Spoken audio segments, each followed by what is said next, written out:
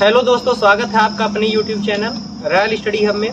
जैसा कि आप सब जानते हैं, यूपी और एसएससी जीडी की फ्री की क्लासेस चल रही हैं, जिसमें हम लोग देख रहे हैं इतिहास में हम लोग पढ़ रहे हैं भारत में यूरोपीय कंपनियों का आगमन। इसमें हम लोग चर्चा कर चुके हैं पुर्तगालियों का आगमन, डचों का आगमन, और एक पार्ट हम लोग देख चुके हैं भारत में अंग्रेजों का आगमन। आज हम लोग भारत में अंग्रेजों के आगमन का द्वितीय पार्ट देखते हैं। चलिए शुरू करते हैं। कल हम लोग देखे थे कि सबसे पहले कब ईस्ट इंडिया कंपनी की स्थापना की गई थी, किसके द्वारा स्थापना की गई थी, एवं हम लोग देखे थे सबसे पहले कौन भारत में आया था अंग्रेजों के द्वारा, किसके दरबार में आया था, ये हम लोग देखे थे। इन्होंने अपनी प्रथम कोठी कहाँ पर स्थापित की थी, ये हम लोगों ने देखा था। आज हम लोग देखने वाले हैं अंग्रेजों ने दूसरी कोठी कहाँ पर स्थापित की। तो अंग्रेजों ने अपनी दूसरी कोठी सन 1613 ईस्वी में सूरत में स्थापित की। सूरत भारत के पश्चिमी तट पर स्थित है। याद रखिएगा, अंग्रेजों ने अपनी दूसरी कोठी कहां पर स्थापित की, तो अंग्रेजों ने अपनी दूसरी कोठी सन 1613 ईस्वी में सूरत में स्थापित की, जो कि पश्चिमी तट पर स्थित है। चलिए, यहां से मेरा 3 क्वेश्चन है। क्वेश्चन पहला, ये बताइए आप लोग, पुर्तगालियों ने अपनी पहली कोठी कहां पर स्थापित की थी। क्वेश्चन नंबर दूसरा, डचों ने अपनी पहली कोठी कहां पर स्थापित की थी। क्वेश्चन नंबर तीसरा, अंग्रेजों ने अपनी पहली व्यापारिक कोठी कहां पर स्थापित की थी। तीनों का आंसर आप लोग कमेंट बॉक्स में जरूर दीजिए। चलिए नेक्स्ट पॉइंट देखते हैं। अगला पॉइंट है 1615 ईस्वी में सर टॉमस रो, यह शब्द को याद रखिएगा, कौन आया था, सर टॉमस रो, जेम्स प्रथम का राजदूत था। 1615 ईस्वी में सर टॉमस रो, जो कि जेम्स प्रथम का राजदूत था, वो जहांगीर के दरबार में भारत आता है। तीसरा पॉइंट देखते हैं। 1632 ईस्वी में गोलकुंडा के शासक ने सुनहला फरमान जारी किया था।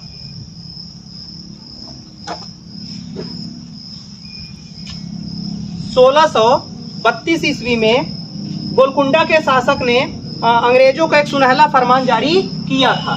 यह सुनहला फरमान क्या था, इसको हम लोग देखते हैं। इसके अनुसार अंग्रेज 500 वार्षिक पैगोडा प्रदान करके गोलकुंडा राज्य के बंदरगाह पर स्वतंत्रता पूर्व व्यापार कर सकते हैं।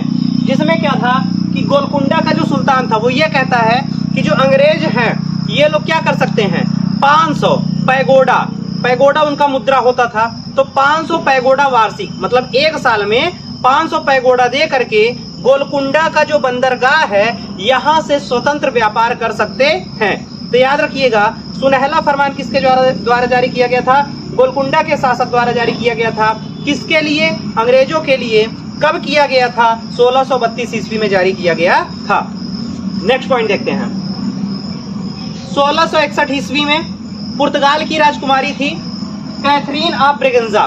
शब्द को याद रखिएगा, पुर्तगाल की राजकुमारी थी कैथरीन ऑफ ब्रेगेंजा, और ब्रिटेन के राजकुमार थे चार्ल्स द्वितीय। ब्रिटेन के राजकुमार थे चार्ल्स द्वितीय। इन दोनों का विवाह होता है। इंपॉर्टेंट क्यों है, इस चीज को अब मैं बताने वाला हूं। देखिए, जब 1661 ईस्वी में पुर्तगाल की राजकुमारी कैथरीन ऑफ ब्रेगेंजा और ब्रिटेन के राजकुमार चार्ल्स द्वितीय का विवाह होता है, तो पुर्तगालियों के द्वारा इनको बंबई ही दे दिया जाता है दहेज के रूप में। अब आप सोच सकते हैं, भैया इतना कुछ था भारत की संपत्ति, पुर्तगाली अपना वर्चस्व दिखा रहे हैं, वो क्या कर रहे हैं, बंबई शहर को उठा के किसको दे दिए भैया, ले जाओ दहेज में। सब कुछ हमारा, सब कुछ भारतीयों का, दे दिया गया किसको, चार्ल्स द्वितीय को, ले जाओ। ऐसे तो पहले दहेज दिए जाते थे। आजकल क्या है कि थोड़ा बहुत दिया जाए तो ठीक है, चलिए जमीन देते हैं। वो क्या किए, पूरा बंबई शहर उठा करके दे दिए।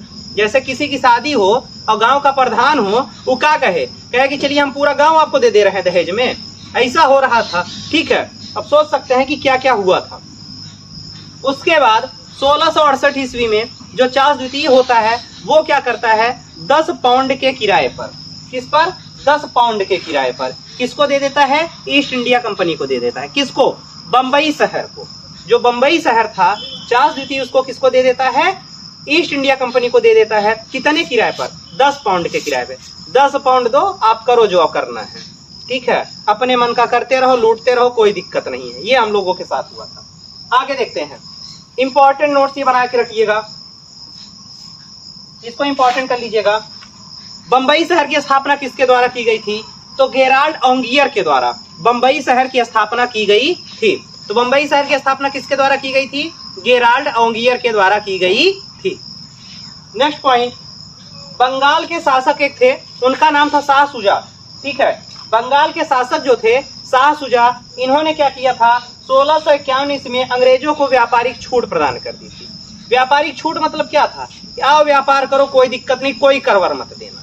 ठीक है, हम लोगों के जो पूरे के पूरे इतने बड़े अगर गुलाम हम लोग हुए हैं, इतना ज्यादा हम लोग गुलामी में जिए हैं, उसका कोई रीजन रहा है तो यहाँ के जो शासक थे वो रीजन रहे हैं। इनका क्या कहना था कि आओ आप व्यापार करो, आपको छूट है, बिंदास व्यापार करो, कोई रोक टोक नहीं है, कोई मना करने वाला नहीं है, कुछ ले जाओ, कैसो व्यापार करो, मत दो हमको टैक्स, मत दो हमको कुछ। अब इसी का फायदा उठाया गया था अंग्रेजों के द्वारा, जो हम लोग इतने ज्यादातर गुलाम रहे थे। और इस अनुमति को क्या कहा जाता है? तो याद रखिएगा, इसे निशान कहा जाता है। निशान किसको कहा जाता है? तो 1651 ईस्वी में, सॉरी 1651 ईस्वी में जो बंगाल के शासक शाह सुजा द्वारा अंग्रेजों को अनुमति प्रदान की गई थी व्यापारिक छूट की, उसी को क्या कहा जाता है? निशान कहा जाता है। आशा करता हूं आप लोगों को वीडियो पसंद आया है। अगर पसंद आया है तो चैनल को लाइक करें, सब्सक्राइब करें, शेयर करें। मिलते हैं नेक्स्ट वीडियो में। धन्यवाद।